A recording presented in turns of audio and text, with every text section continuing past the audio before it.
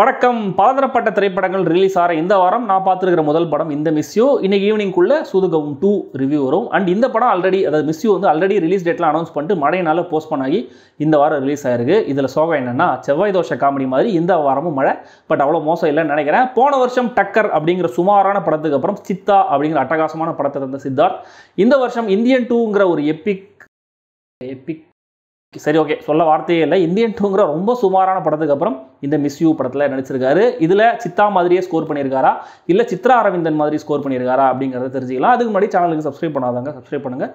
Video எப்படி இருந்துங்கிறத கமெண்ட்டில் சொல்லுங்கள், லைக் பண்ணுங்கள், ஷேர் பண்ணுங்கள்.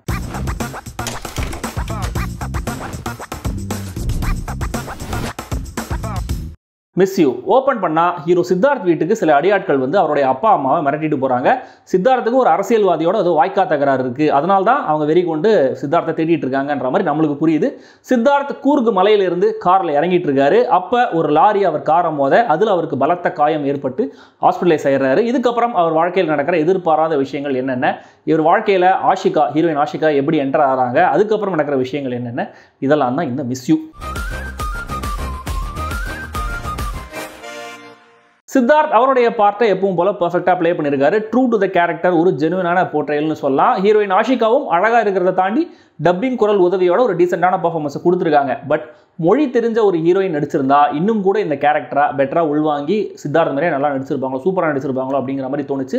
இவங்க நடிக்கிற அந்த மொமெண்ட்டுக்கு டேரக்டர் சொன்னதை புரிஞ்சுட்டு செஞ்சிருக்காங்க, அவ்வளவே. மற்றும் பலர் செக்ஷனில் ஃப்ரெண்ட்ஸ் கேங்கில் வர கருணாகரன், பாலசரவணன், லொலு சபா மாறன், சஷ்டிகா, அம்மாவா அனுபமா, அப்பாவா ஜெயபிரகாஷ், டாக்டரா ஆடுகளம் நரேன்னு இன்னும் சில நடிகர்களும் இருக்காங்க. ஷரத் லோஹித் அஸ்வா டிப்பிக்கலான வில்லனா வந்து போயிருக்காரு. கேஜி வெங்கடேஷோடைய அழகான ஃப்ரேம்ஸ், கலர் ஸ்கீம்ல படம் விஷுவலா ப்ளீசிங்காகவே இருந்துச்சு.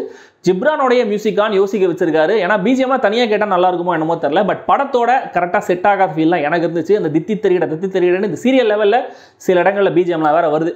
பாடல்களும் ரொம்ப சுமாராகவே இருந்துச்சு. அதுவும் நீ என்ன பார்த்தியே, நான் உன்னை பார்த்தனே, நான் பார்த்தது நீ பார்க்கலேன்ற மாதிரிலாம் ஒரு பாட்டு, இது அரை பேஜ் டைலாக அப்படியே பாட்டை மாற்றி வச்ச மாதிரி கொடூரமான லிரிக்ஸ். களத்தில் சந்திப்போங்கிற ஒரு ஃபேர்லி என்டர்டெய்னிங்கான படத்துக்கு அப்புறம் இயக்குனர் என் ராஜசேகர் இந்த மிஸ் யூ படத்தில் சிட்டி பக்கம் அடி எடுத்து வச்சிருக்காரு. முதல்ல இந்த படத்துக்கான ட்ரெய்லரை அவர் கட் பண்ண விதத்துக்கே பாராட்டலாம். ஏன்னா படத்தில் ஒரு முக்கியமான எலிமெண்ட் ஒன்று இருக்குது, ட்விஸ்ட்னு சொல்ல முடியாது, பிகாஸ் அது படம் ஆரம்பித்த கொஞ்ச நேரத்திலே வந்துடுது. ஸோ அங்கேருந்து படம் கொஞ்சம் ப்ரெடிக்டபிளாகவும் மாற ஆரம்பிக்குது.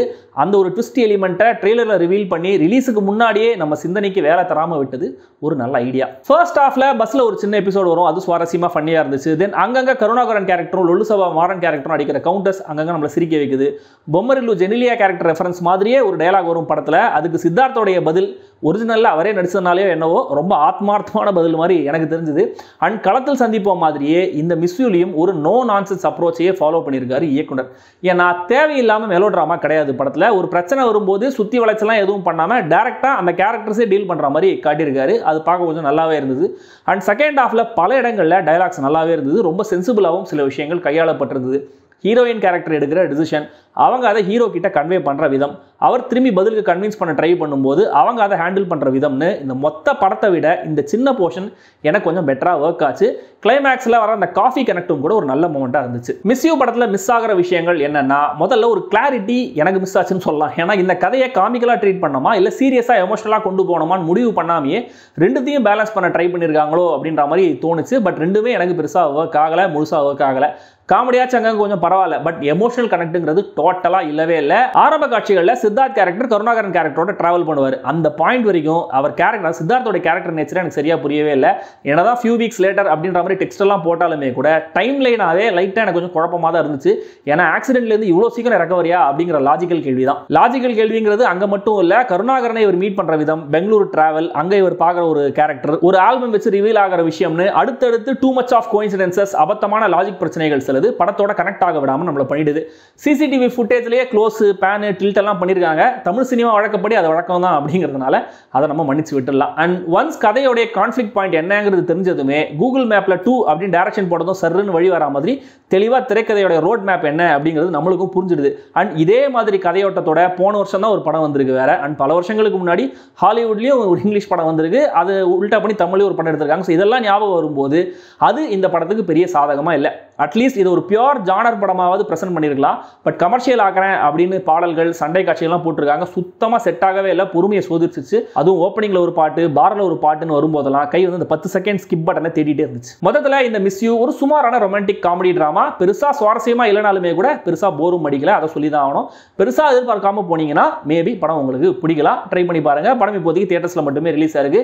யூ சர்டிஃபிகேட் கொடுக்கப்பட்டிருந்தாலுமே கூட கொஞ்சம் அடிதடி மைல்டு வயலன்ஸுக்காக இது அந்த புது சர்டிஃபிகேஷனான அந்த UA 13+ அப்படிங்கிற மாதிரி கேட்டகரைஸ் பண்ணிருக்கலாம்.